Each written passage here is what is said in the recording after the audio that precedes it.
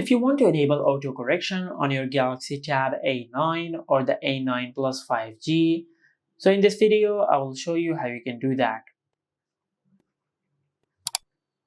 Now, first of all, just go to your home screen and open Settings.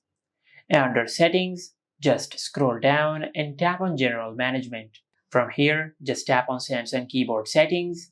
Now, to enable autocorrection, first of all, just tap on Predictive Text and enable this toggle.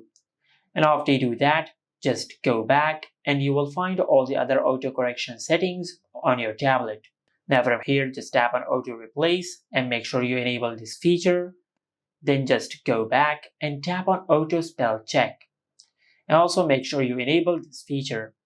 Then finally, just go back and tap on More Typing Options. Now just make sure you enable the feature of auto capitalization.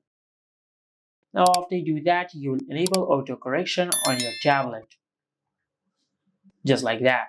And this is how you can enable autocorrection on the Galaxy Tab A9 or the A9 Plus 5G. Make sure to like, comment and subscribe. Thank you for watching.